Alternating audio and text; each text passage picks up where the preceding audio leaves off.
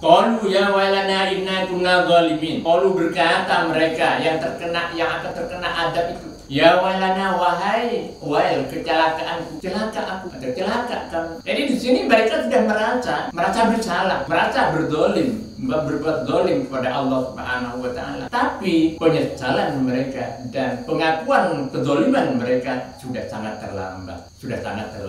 Oleh karenanya bahwa perlu diyakini bahwa Allah itu maha penerima taubat, maha pengampun dan maha penerima taubat selama pernyataan taubat itu tidak terlambat. Kalau sudah terlambat, sudah tidak diterima lagi. Sebagaimana terlambatnya Fir'aun di tengah lautan, begitu mau tenggelam, kemudian Fir'aun menyatakan, aku beriman terhadap apa yang diimani oleh Bani Israel. Keterlambatan kita yang masih hidup misalnya bertaubat, tapi nyawa sudah ada di kerongkongan, sudah muruk di kerongkongan, itu sudah terlambat.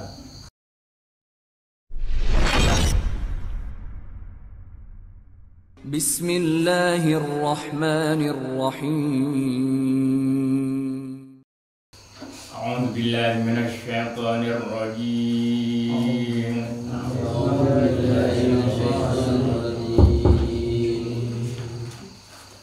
Bismillahirrahmanirrahim.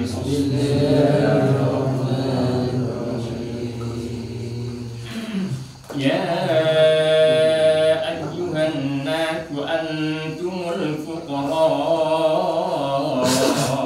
ila Allah.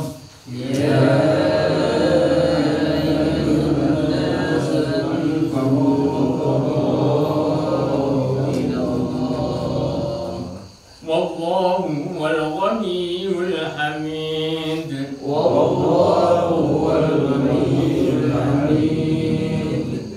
In yasha' yudhibkum wa ya'ti bi khalqin jadid.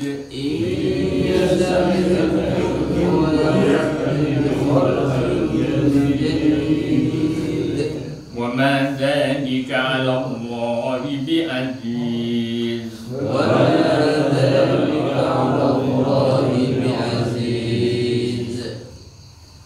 ولا تزر وازرة وزر أخرى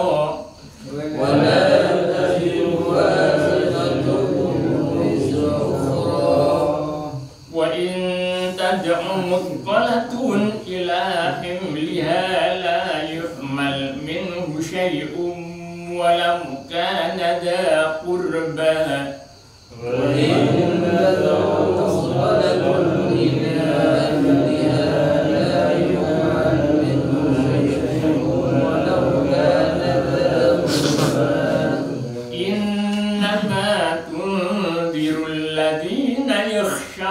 ربهم بالغيب وأقاموا الصلاة إنما تنذر الذين يخشون ربهم بالغيب وأقاموا الصلاة ومن تزكى فإنما يتزكى لنفسه ومن تزكى فإنما يتزكى لنفسه وإلى الله المصير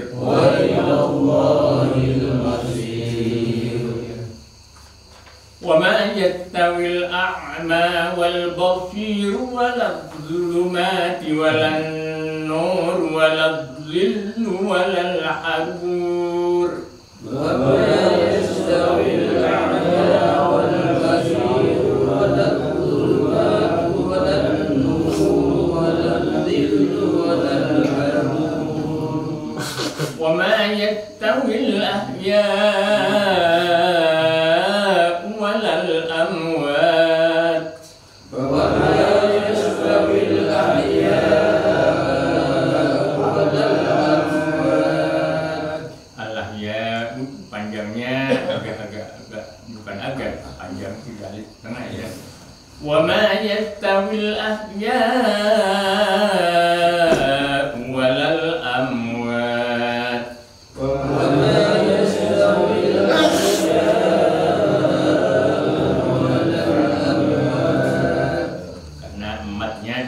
mat wajib muttasil. Mat wajib muttasil artinya mat bacaan panjang, muttasil yang bersambung dalam satu kalimat. Dan itu merupakan bagian dari adab kita membaca Al-Quran. Jadi baca Al-Quran luar biasa fadilahnya, manfaatnya, barokahnya. Cuma adabnya yang perlu kita perhatikan. Kalau kita baca Al-Quran, walaupun Al-Quran itu faedahnya begitu besar, tapi adab tidak kita terapkan dalam ketika membaca Al-Quran, itu tidak dapat apa-apa, malah dapat murka dari Allah Subhanahu wa Ta'ala. Kita lanjutkan. Inna Allah yusmi'u man yasha.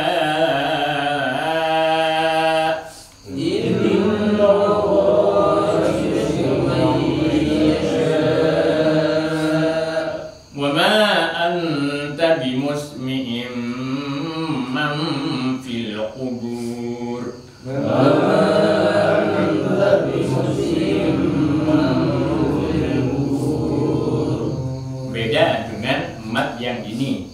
Wama itu mat juga. Bab mimnya ada alif, itu mat bacaan panjang. Mim harkat fathah kemudian ada alif. Ma itu bacaan mat namanya, bacaan panjang. Nah, kemudian bertemu hamzah. Hamzahnya di mana? Hamzahnya anta. Ya. Nah, cuma bertemunya di lain kalimat. Bertemunya di lain kalimat. Kalau yang tadi Allah ya itu bertemu dalam satu kalimat. Beda. Nah, untuk yang kedua, wama anta itu bisa dua pilihan. Bisa panjang seperti yang di atas tadi dan bisa seperti emat biasa. Wama anta bimusmi'in man fil qubur. Itu yang pertama. Yang kedua dipanjangkan sebagaimana panjangnya Allah ya. In anta illa nadhir. In anta illa nadhir. Inna arsalnaka bil haqqi basyiran wa nadhira. Inna arsalnaka bil haqqi basyiran wa nadhira. Wa in min ummatin illa khala fiha nadhir. Wa in min ummatin illa khala fiha nadhir. Wa in yukadzibuka faqad kadzdzaba alladziina min qablihim. Wa in yukadzibuka faqad kadzdzaba alladziina min qablihim. Ja'atuhum rusuluhum bil bayyinati wa biz zuburi wal kitabil munir. Ja'atuhum rusuluhum bil bayyinati wa biz zuburi wal kitabil munir. Summa akhadtu alladziina kafaru fakaifa kana nakir. Summa akhadtu alladziina kafaru fakaifa kana nakir. Shadaqallahul azim. Kita buka halaman 323. Halaman 323 surah Al-Anbiya ayat 11.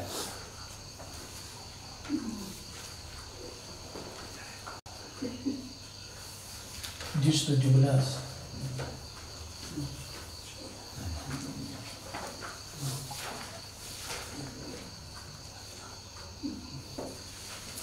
Surah Al-Anbiya halaman 323 ayat 11.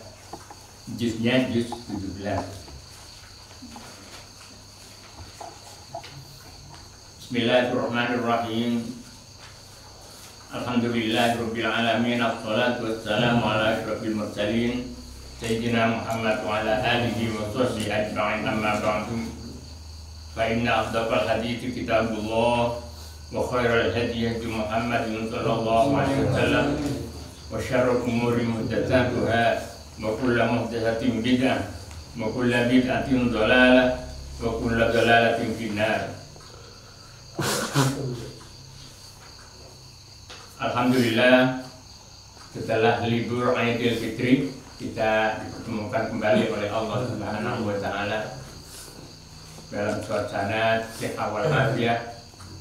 Semoga kesehatan ini terus berlanjut hingga tahun depan kita dipertemukan kembali dengan bulan Ramadan. Amin ya rabbal alamin. Ketika seperti ini ada ucapan yang lumrah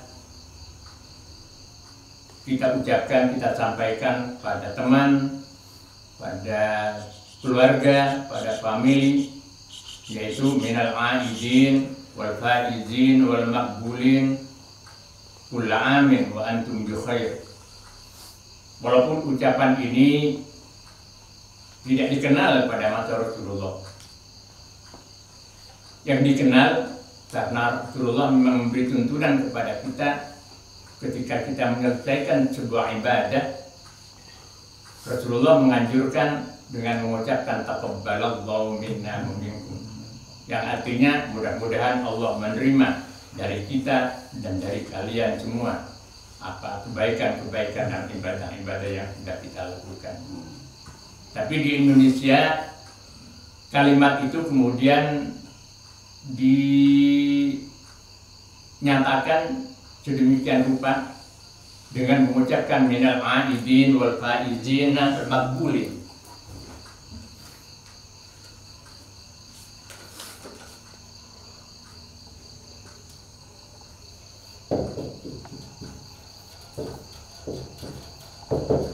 Minal aidin faizin faizin al maqbulin.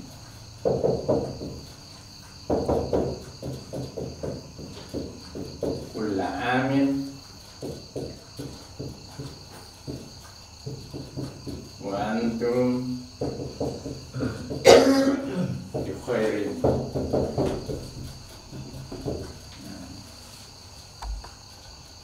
Walaupun tadi sudah saya sampaikan bahwa kalimat ini belum dikenal pada zaman Rasulullah, tapi semangatnya jelas sekali. Rasulullah memberi tuntunan minal aidin, semoga kita termasuk orang-orang yang kembali ke fitrah. Itu ada tuntunannya dari Rasulullah. Misalnya kullu maulidin yuladu alal fitrah, kata Nabi. Setiap anak yang dilahirkan itu dilahirkan dalam dalam fitrah, dalam kesucian, dalam ciptaannya yang pertama bersih dari dosa. Nah, kita berdoa minal aidin, semoga kita termasuk orang-orang yang kembali pada kesucian, suci, tidak punya dosa karena buat puasa bulan Ramadan kemarin. Tapi apa benar begitu? Ya. Ini yang perlu disempurnakan. Jangan kemudian menduga karena berpuasa di bulan Ramadan dosa kita habis semua. Dosa kita kepada Allah bisa seperti itu, bisa habis. Tapi dosa antara kita dengan kita, dosa antar sesama, itu tidak serta-merta dengan bulan Ramadan kemarin kemudian dosa pada teman, dosa pada tetangga, dosa pada saudara, itu serta-merta hilang karena bulan Ramadan kemarin, berpuasa di bulan Ramadan kemarin. Tidak seperti itu. Yang dimaksud adalah dosa antara kita dengan Allah dengan berpuasa di bulan Ramadan kemarin dihapus oleh Allah Subhanahu wa taala. Oleh karenanya kemudian ada istilah halal bihalal. Halal bihalal.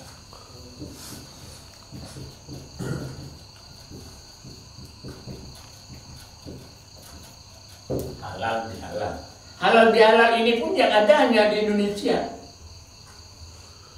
Di Saudi sana nggak ada. Di Malaysia, Brunei nggak ada istilah halal bihalal itu. Halal bihalal. Yang maksudnya adalah saling maaf memaafkan. Itu semangat daripada penyelenggaraan halal bihalal. Karena demikian, walaupun itu tidak pernah dikenal pada zaman Rasul, tidak pernah dikenal pada zaman sahabat, tapi semangat daripada kata-kata itu, semangat dari minal aidin al faizin al maqbulin kulla amin wa antum bi khair, semangat daripada halal bihalal itu semua terkandung, tersimpul ajaran-ajaran Islam. Ajaran apa? Ajaran saling memaafkan. Itu jelas sekali ajaran Islam. Ajaran silaturahim itu jelas sekali ajaran Islam. Dikemas dalam ajaran yang dibingkai dalam acara halal bihalal. Karena demikian, perlu saya sampaikan lewat kesempatan ini, mungkin pernah kira-kira 3 tahun yang lalu pernah saya sampaikan bahwa manusia merespon ajaran Allah yang diturunkan ke bumi ini ada 2 macam, ada 3 macam bahkan. Rasulullah sendiri sudah mengisyaratkan itu. Kata Rasulullah, membuat tamsil, membuat perumpamaan bahwa ajaran Allah yang turun ke bumi untuk manusia itu diibaratkan oleh Rasulullah bagaikan air hujan. Bahkan air hujan yang turun dari langit. Air hujan itu ada yang pertama turun di tanah lempung. Tanah lempung itu tanah liat. Kalau bahasa Maduranya ya tanah lempung. Karena tanah itu lempung, tanah liat, tidak bisa menyerap air ke dalam perut bumi, maka ditampunglah air hujan itu dalam aslinya, dalam keadaan aslinya, tetap air hujan. Nah, perumpamaan yang pertama ini adalah respon tekstual. Ini yang pertama. Tekstual itu artinya apa yang ada pada Rasulullah itu yang diterapkan, apa yang tidak ada Rasulullah tidak diterapkan. Itu artinya karena aspeknya pada zaman Rasulullah tidak ada, maka kemudian manusia meresponnya tidak melaksanakan apa-apa. Sampai di sini paham Bapak? Paham. Jadi merespon ajaran Allah itu secara tekstual. Kalau secara teks tidak ada, bagi mereka tidak melaksanakan apa-apa. Karena dalam teksnya tidak ada. Itu perumpamaan yang pertama yang disyaratkan oleh Rasulullah. Bagaikan air hujan yang jatuh ke tanah lempung. Karena tanah itu lempung, tidak bisa menyerap air ke dalam perut bumi, tapi menampung air hujan itu sesuai dengan aslinya. Itu namanya responsif secara tekstual. Nah, kemudian yang kedua, Rasulullah mentamsilkan bahwa air hujan yang turun ke bumi ini turun di tanah gembur. Bukan tanah lempung, tapi tanah gembur. Karena tanah itu gembur, maka air hujan yang turun itu diserap ke dalam perut bumi dan kemudian menghasilkan sumber mata air, sumber perigi, kemudian menghasilkan sumur, kemudian menghasilkan kali sungai yang dimanfaatkan untuk berbagai keperluan. Ini responsif secara kontekstual. Kontekstual. Artinya disesuaikan dengan budaya yang ada di tempat selama budaya itu tidak bertentangan, tidak berhadapan-hadapan dengan Islam. Dan ingat satu prinsip ya, bahwa Islam itu datang tidak untuk menghapus segalanya. Jadi sekali lagi ini prinsip. Islam tidak datang ke permukaan bumi ini untuk menghapus seluruhnya. Apa yang ada di permukaan ini, tapi itu masih baik, tetap dipergunakan, dipertahankan. Misalnya dakwah yang dilakukan oleh Wali Songo, dulu sudah ada gamelan. Pada zaman Hindu sudah ada gamelan. Gamelan itu apa bahasa Maduranya? Tabuan, ya. Tabuan. Oleh Wali Songo dikemas di dalamnya ada istilah diislamkan. Jadi gamelannya dibiarkan berlalu karena menjadi sudah budaya, sudah menjadi kebiasaan sudah ratusan tahun, tapi di dalamnya diwarnai keislaman. Misalnya kalau di Jogja ada istilah sekaten, ya. Sekaten. Gamelannya tetap, tapi kemudian di situ diberi muatan syahadat 2. Sebab sekaten itu dari syahadatain.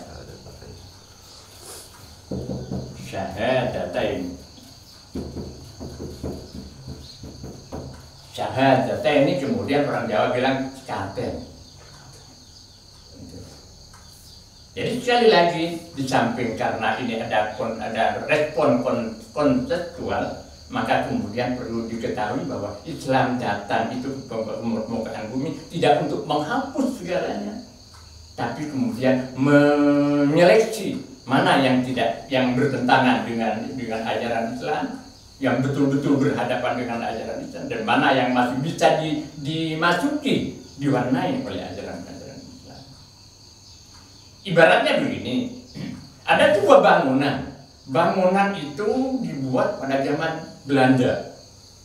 Karena bangunan itu dibuat pada zaman Belanda, maka kayu-kayunya itu luar biasa baiknya. Iya kan? Tidak bisa dibanding dengan bangunan yang dibuat zaman sekarang. Sekarang cari yang kayu yang bagus-bagus sudah nggak ada. Nah kemudian seseorang mendapatkan bangunan yang bukan bangunan Jepang, yang kayu-kayunya masih bagus. Jati-jatinya kalau bangunan dulu itu kan ukurannya bukan hanya 8-12, malah besar-besar. Berapa Pak Haji? 20-20. Jati lagi. Bangunan zaman Jepang, apalagi zaman Belanda. Nah kemudian orang melihat karena bangunan itu sudah bangunan kuno, kayu-kayu yang begitu itu dibuang, tidak dipakai. Itu kan logikanya nggak kena. Kan sebaiknya yang bekas-bekas itu, tapi ini masih baik dipergunakan, ya bisa dipergunakan kembali dong. Itu cara berpikir yang benar. Artinya budaya-budaya yang lama yang tidak bertentangan langsung dengan Islam itu tetap dipertahankan sambil dimasuki dan diwarnai dengan ajaran-ajaran Islam. Nah, ini masing-masing ada di Indonesia. Yang tekstual ada, yang kontekstual ada. Bagi Ahlus Sunnah wal Jamaah semuanya dipergunakan. Tidak semua ajaran yang turun dari Allah enggak bumi itu harus diterima secara tekstual, dan tidak seluruhnya harus diterima dengan kontekstual. Ada bagian-bagian dari ajaran Islam yang harus diterima secara tekstual, tidak bisa dirubah-rubah. Misalnya sholat zuhur 4 rakaat tidak bisa dirubah-rubah. Sholat subuh 2 rakaat tidak bisa dirubah-rubah. Bacaan Fatihah dalam sholat tidak bisa dirubah-rubah, tidak bisa dikontekstualkan. Oleh karenanya Turki ketika Jamal Atatürk itu memimpin itu dirubah atau dirubah dengan bahasa Turki. Itu tidak benar. Karena ada bagian-bagian dari ajaran Allah ke permukaan bumi ini yang harus direspon secara tekstual, tidak bisa dirubah-rubah. Dan ada yang bisa dikontekstualkan sesuai dengan setempat. Apa? Yang menyangkut kehidupan sosial, budaya, dan sebagainya. Kemasyarakatan, sosiologis, dan sebagainya. Adapun yang menyangkut hal-hal yang prinsip dan itu sudah merupakan nas yang qat'i. Ada nas ya, nas ketentuan Allah dalam Al-Qur'an atau hadis. Nasun. Ini ada yang qat'i, ada dhanni. Yang qat'i itu tidak bisa dirubah-rubah. Qat'i itu sudah pasti dari Allah dan dari Rasulullah seperti itu. Yang ini yang harus dilakukan dengan tekstual, sesuai dengan teksnya. Dan ada yang boleh direspon secara kontekstual karena memang tidak bertentangan dengan prinsip ajaran-ajaran yang ada di dalam Islam, dalam Al-Quran dan Sunnah Rasul, dan kemudian dikontekstualkan. Yang ketiga, air hujan yang turun itu ke tanah padat. Jadi kalau tadi yang pertama itu ke tanah lempung, yang kedua tanah gembur yang menyerap air ke dalam perut bumi dan kemudian menghasilkan sumber mata air dan kali, dan yang ketiga ini air hujan turun ke tanah padat. Yang namanya tanah padat tidak bisa menampung air dan tidak bisa menyerap ke dalam perut bumi.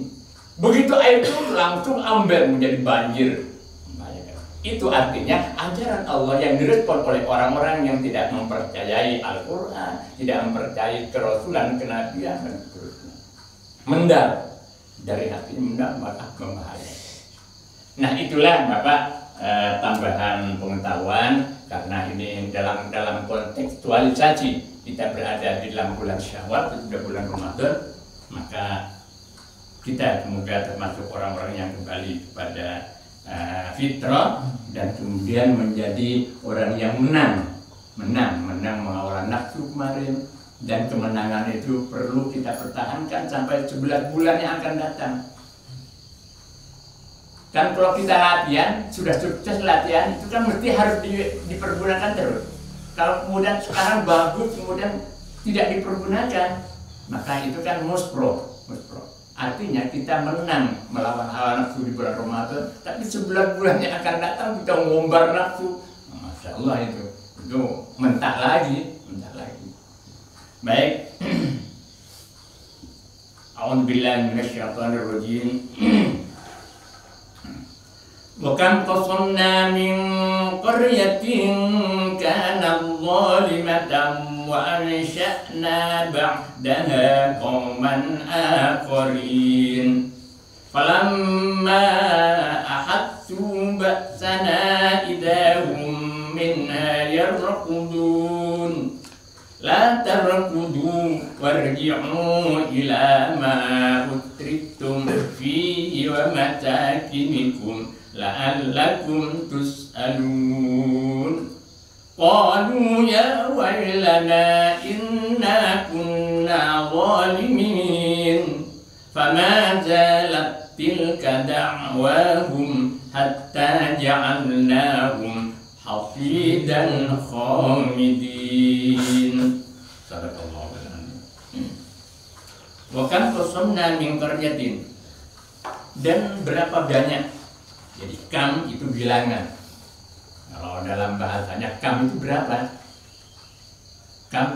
Kamil qimah berapa harganya? Jadi kam itu berarti pertanyaan berapa. Wa kam min qaryatin, dan berapa banyak. Karena pertanyaan berapa itu adalah ingin mengetahui jumlah dari sesuatu. Banyak sedikitnya sesuatu itu. Oleh karenanya kam di sini terjemahkan menjadi dan berapa banyak. Qasamna telah kami binasakan. Qasamna telah kami binasakan. Min qaryatin, dari sebuah negeri. Artinya betapa banyak negeri-negeri yang sudah kami binasakan. Kanat zalimatan, yang ada negeri itu.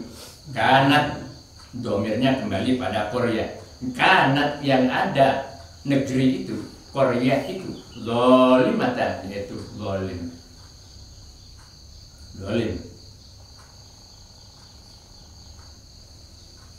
Wa ansya'na ba'daha qauman akhirin, dan kemudian ansya'na kami tumbuhkan.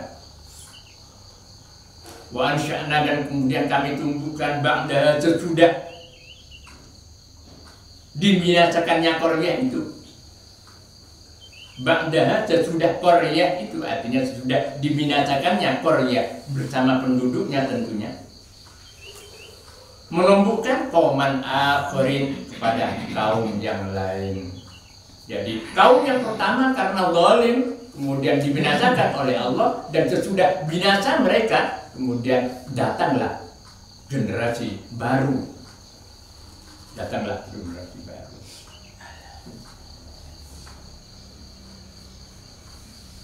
Ayat ini menunjukkan bahwa setelah Allah Subhanahu wa Ta'ala membantah pandangan keliru dari orang-orang musyrik Mekah yang memandang bahwa kenabian itu adalah malaikat. Karena malaikat, nabi itu tidak makan, tidak minum, tidak beristri. Itu dibantah oleh Allah Subhanahu wa Ta'ala dalam ayat-ayat sebelumnya. Wa ma ja'alnahum jasadan illa la ya'kuluna at-ta'ama wa ma kanu khalidin. Kami tidak menjadikan nabi-nabi dan rasul-rasul itu fisik yang tidak makan, tidak minum, tidak menikah.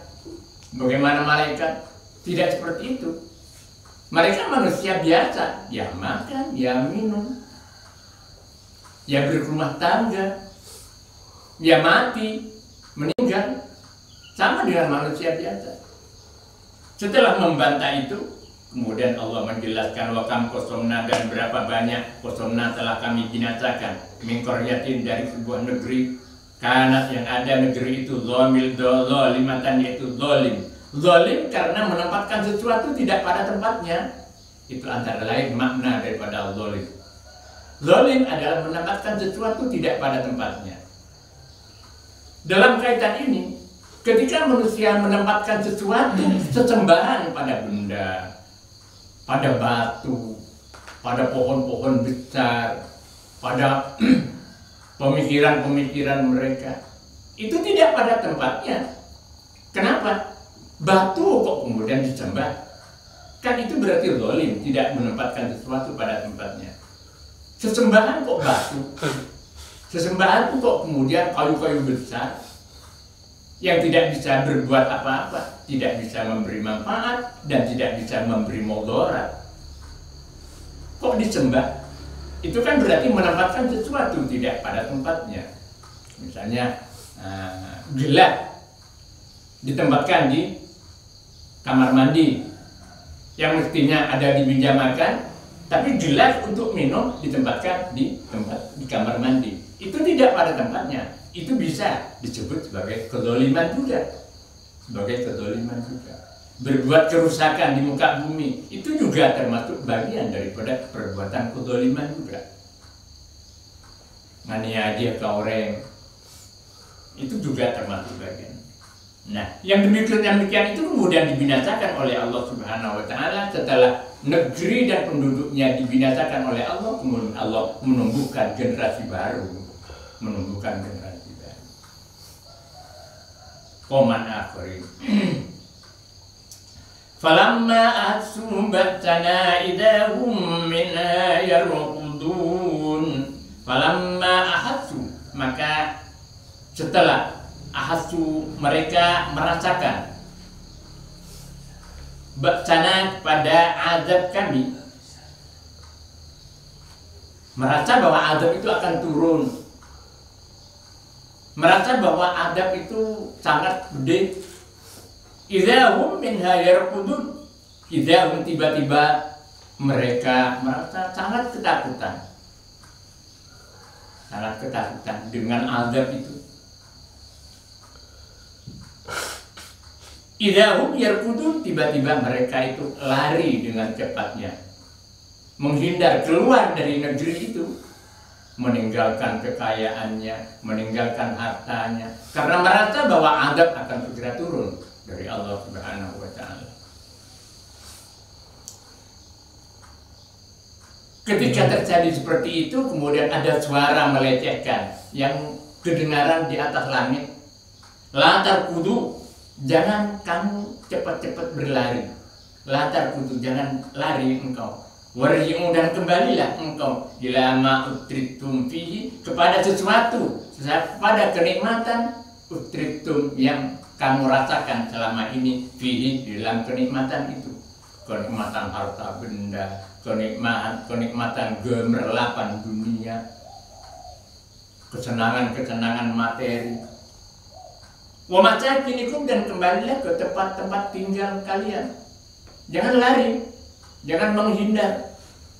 Itu pelecehan dari malaikat. Ada yang mengatakan, tafsir mengatakan bahwa suara itu adalah suara malaikat melecehkan mereka. Yang begitu ada mau datang, kemudian mereka lari dari negerinya, pontang-panting dari negerinya, merasa sangat ketakutan, lari untuk menghindar agar tidak terkena azab itu. Padahal azab itu tidak akan kemana-mana, tetap saja diberikan oleh Allah pada yang zalim, Walaupun pergi, di tempat dia pergi akan dikejar oleh azab itu.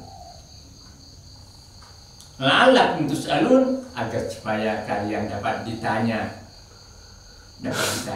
Jangan pergi. Nanti kalau ada orang datang ke sini kemudian bertanya tentang sesuatu, kenapa sebabnya kamu mendapatkan azab? Kan tidak ada yang bisa menjawab. Kalau kamu pergi, itu pelecehan sebetulnya, pelecehan dari malaikat.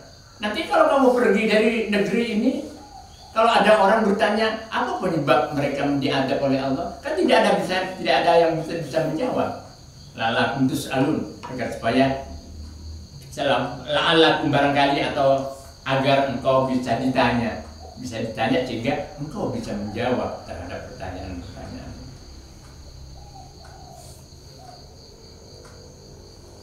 Qalu ya wailana inna kunna zalimin. Qalu berkata mereka yang akan terkena adab itu, ya wailana, wahai kecelakaanku, celaka aku atau celaka kamu.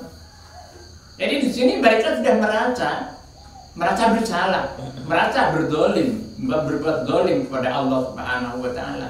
Tapi penyesalan mereka dan pengakuan kedoliman mereka sudah sangat terlambat. Oleh karenanya bahwa perlu diyakini bahwa Allah itu Maha penerima taubat, Maha pengampun dan Maha penerima taubat selama pernyataan taubat itu tidak terlambat. Kalau sudah terlambat, sudah tidak diterima lagi. Sebagaimana terlambatnya Fir'aun di tengah lautan, begitu mau tenggelam, kemudian Fir'aun menyatakan, aku beriman terhadap apa yang diimani oleh Bani Israel. Sudah terlambat. Keterlambatan kita yang masih hidup, misalnya bertaubat, tapi nyawa sudah ada di kerongkongan, sudah ngorok di kerongkongan, itu sudah terlambat. Mumpung masih seger, masih sehat, coba kita diberi kesempatan oleh Allah untuk bertaubat. Karena taubat kita itu berada di antara kedua taubat Allah. Allah itu punya dua taubat.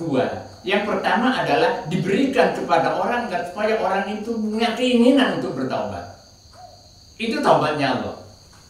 Jadi Allah menyuntikkan ke dalam hati seseorang agar supaya orang itu mau bertaubat. Itu juga taubat dari Allah. Yang kedua, Allah menerima taubat itu setelah orang itu betul-betul bertaubat kepada Allah Subhanahu wa Ta'ala.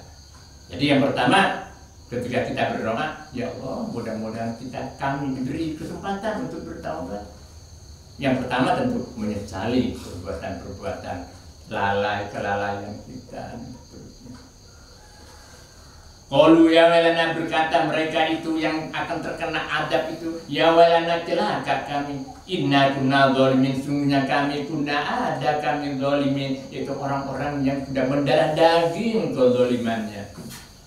Ini penyesalan, tapi penyesalan yang sudah tidak berguna lagi, penyesalan yang sudah terlambat,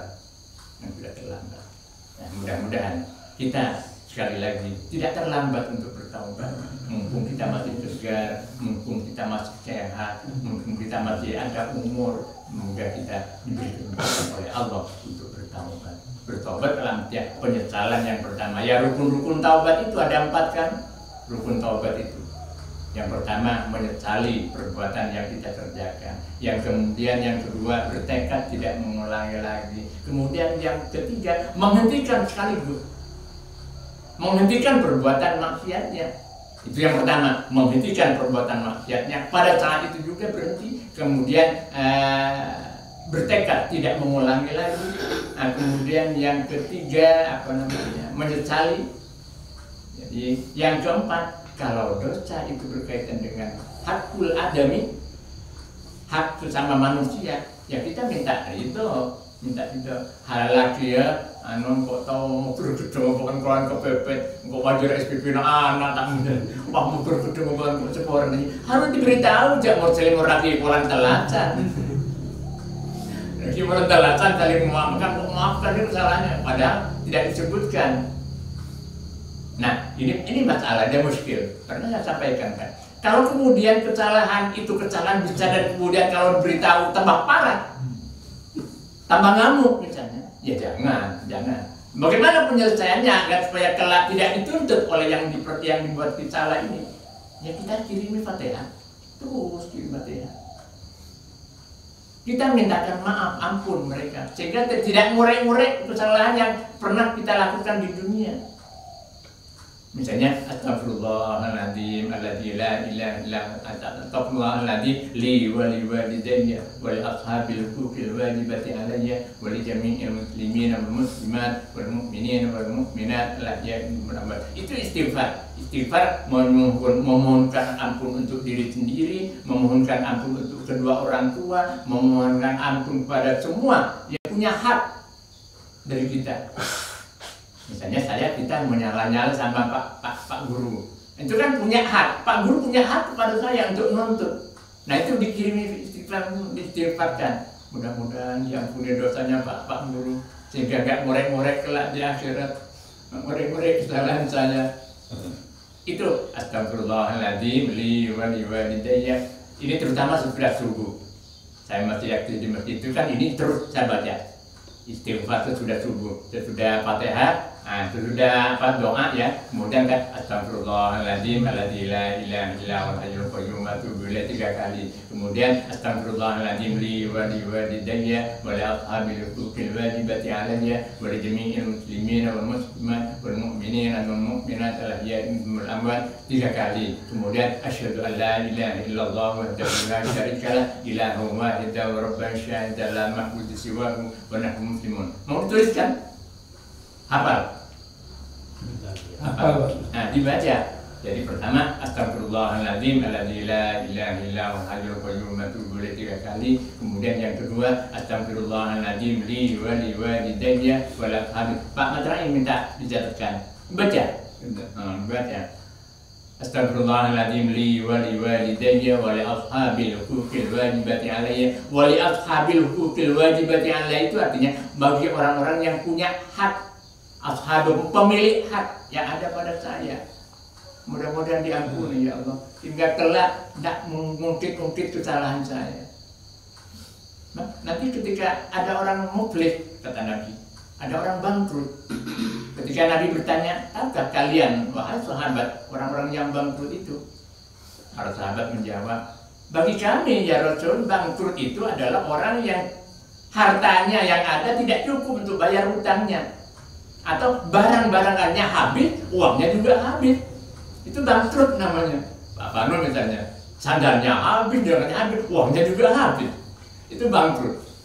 Kata Nabi bagaimana merespon para sahabat? Ya, itu antara lain arti daripada bangkrut. Tapi yang saya maksudkan bangkrut itu bangkrut amal. Orang datang kelak di akhirat di hadapan Allah dengan pahala sholatnya, dengan pahala puasanya. Kalau malam tahajud, kalau malam, kalau siang berpuasa, baca Al-Qur'annya, istiqomahnya, dengan pahala-pahala itu semua. Tapi orang ini mengganggu kehidupan teman-temannya, saudaranya, tetangganya. Nah itu yang akan bangkrut nanti. Mudah-mudahan kita tidak menjadi bangkrut itu. Makanya bahkan membaca istighfar kalau misalnya tidak mampu untuk memintakan halal terhadap hak-hak. Mohon kenapa Pak ya, untuk yang istighfar ini di share lewat grup nanti ya. Oh begitu. Iya. Ya, saya tuliskan nanti biar sama artinya juga saya artinya. Dan ini bisa bisa menjadi hikmah kita meninggal dengan husnul khotimah. Kenapa? Karena memintakan ampun umat orang Islam, laki-laki, perempuan semua di dunia ini dimintakan ampun.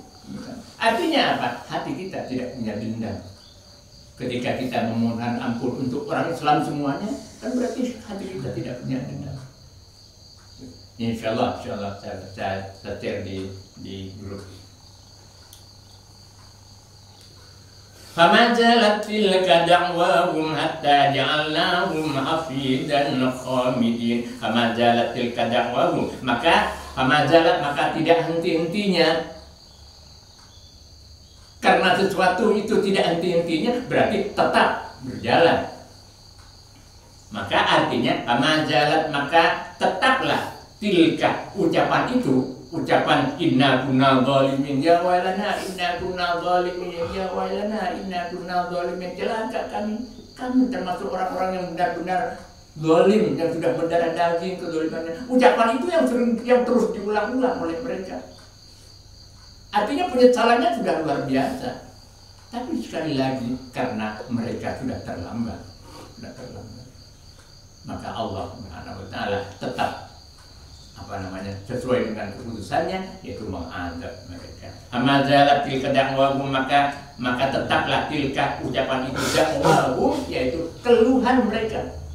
Dakwah itu artinya tuduhan, artinya mengeluh di sini. Mereka mengeluh, dakwahum, keluhan mereka, hatta ja'alnahum, sehingga kami jadikan mereka itu hasidan, tanaman yang sudah dituai. Tanaman ibarat padi yang sudah diiangi. Apa bahasa Jawanya, Pak? Dipanen. Ya. Dipanen kan durian juga bisa dipanen itu dipanen. Ani-ani. Kalau Madura itu ada untuk padi itu dia ani. Iya, ani-ani itu bahasa Jawanya. Oh, bahasa Jawa ani juga. Ani-ani itu. Oh, ya. Ya itu. Bagaikan itu. Bagaikan padi yang sudah ya diani dituai dipanen. Khomidin yang kering kerontongan. Tidak ada mati kering. Khomidin. Umma khalaqna as-samaa wal arda wallahu a'lam. Baik, kita doa. Kalamun qadimul la yamullu sama'uhu tanazzala an qawlin wa fi'lin wa niyati bihi ashtafi min kulli da'in wa nuruhu dalilun qalbi 'inda jahli wa khairati faya rabbi matti'ni bi sirri hurufi wa nawwir bi qalbi wa sam'i wa mu'lati wa salli wa sallim ya ilahi ala nabi wa alihi wa ashabi lihim bil duyuni wa ya rabbi zidni bi ilman wa hikmatan bi jahin nabi man ja'ana bil hidayati wa ya rabbi waffiqni bi taqwaka ya Allah wa ya rabbi irhamni bi husni khatimati alaihi salatullahi summa salamuhu wa alihi wa ashabil li'imnil duhajati. Bapak, ini kitab yang akan kita kaji setiap hari Kamisnya, kitab Naswari wal Ibad. Ini tanya pada saudara saya tidak sampai 20 katanya. Tapi menurut saya di fotokopi saja, fotokopi baru dulu, nanti kalau sudah habis fotokopi lagi. Kalau tidak sampai 20 mendingan beli aja bagi karena kas dari saudara-saudara masih ada sebagian. Oh, begitu. Tinggal nambahin sedikit. Ini belinya di Jember kan ya? Kalau di Jember mungkin Pak kamu tahu di belah timur, sisi timur Kota Tanjung itu. Bahasanya bahasa Madura Jawa. Bahasa Madura. Tidak, maksudnya kalau di Jember tidak ada yang Madura Jawa tidak masalah. Tidak apa-apa. Tidak apa-apa. Apa saya serahkan ke Pak Kang? Iya. Biar jadi contohnya. Iya. Ini koordinatornya ini. Assalamualaikum warahmatullahi wabarakatuh.